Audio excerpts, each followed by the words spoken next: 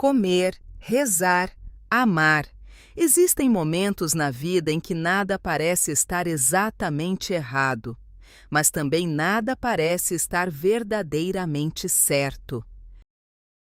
Você continua cumprindo suas responsabilidades, continua trabalhando, continua sorrindo, continua fazendo tudo o que deveria fazer.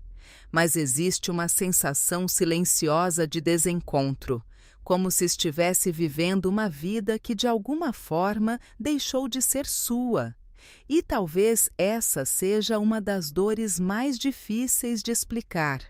Porque não é uma grande tragédia, não é uma crise visível, é apenas a percepção de que você se afastou de si mesmo. É justamente sobre isso que fala o filme Comer, Rezar, Amar. A história acompanha Elizabeth Gilbert, uma mulher que aparentemente construiu tudo o que deveria trazer felicidade, mas por dentro sente um vazio que não consegue ignorar. E então ela faz algo que muitas pessoas sonham fazer, mas poucas têm coragem. Ela para, olha para a própria vida e admite uma verdade desconfortável. Ela não sabe mais quem é. A partir desse momento, começa uma jornada que não é apenas geográfica, é emocional, espiritual, humana, uma jornada de retorno para si mesma. O que torna esse filme tão especial não é a viagem, são as perguntas. Quem sou eu quando não estou tentando agradar ninguém? Quem sou eu quando não estou desempenhando papéis? Quem sou eu quando fico sozinho com meus próprios pensamentos?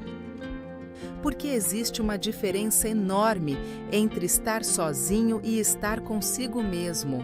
Muitas pessoas aprendem a suportar a solidão, poucas aprendem a desfrutar da própria companhia. Ao longo da história, Elizabeth descobre algo que talvez todos nós precisemos descobrir um dia: que felicidade não é algo que encontramos em outro lugar. Ela começa quando voltamos a habitar a própria vida. E talvez seja por isso que tantas pessoas se emocionam com esse filme. Porque ele não fala apenas sobre viajar pelo mundo.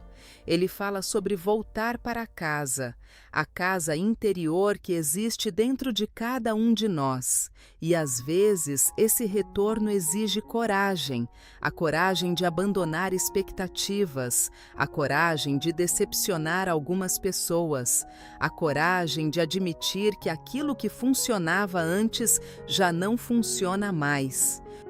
O filme nos lembra que autoconhecimento não é um destino, é uma prática, um encontro que acontece repetidamente ao longo da vida.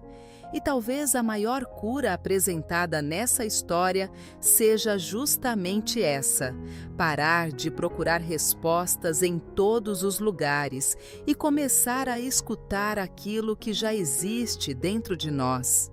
Porque algumas jornadas não servem para nos transformar em alguém novo, servem para nos ajudar a lembrar quem sempre fomos.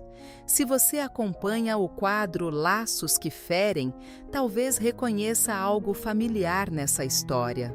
Muitas vezes falamos sobre como algumas relações podem nos afastar de quem somos, sobre o momento em que deixamos de ouvir a própria voz, sobre as pequenas renúncias que fazemos até não reconhecermos mais nossos desejos, opiniões e necessidades.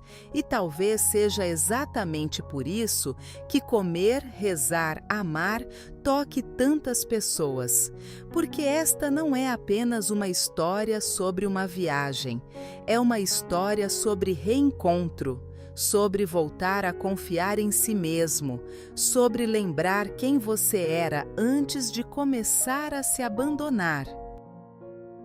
No fundo, a jornada de Elizabeth é a mesma jornada que muitos de nós enfrentamos depois de uma perda, de uma decepção ou de um relacionamento que nos fez esquecer da nossa própria voz. A diferença é que, desta vez, o caminho não aponta para outra pessoa, aponta para dentro, e talvez a cura comece exatamente aí. No momento em que você para de perguntar quem deveria ser e começa a descobrir quem realmente é. Livro para caminhar junto com o filme: Comer, Rezar, Amar, Elizabeth Gilbert.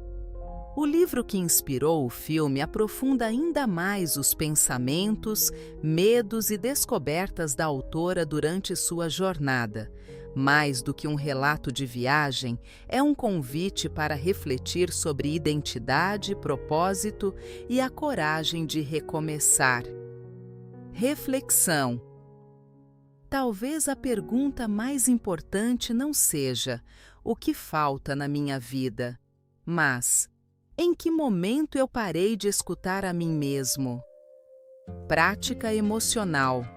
Pegue um papel e responda: o que eu faria se não estivesse tentando corresponder às expectativas de ninguém?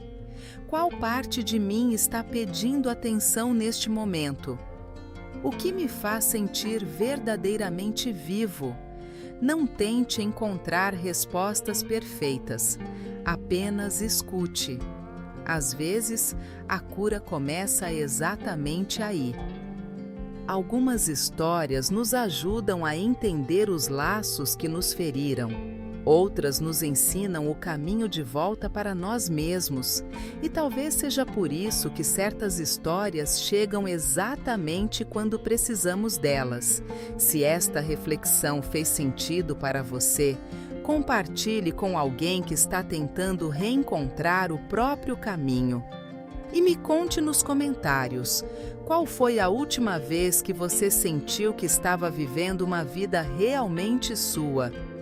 Porque talvez o maior destino da vida não seja encontrar um lugar, talvez seja encontrar a si mesmo.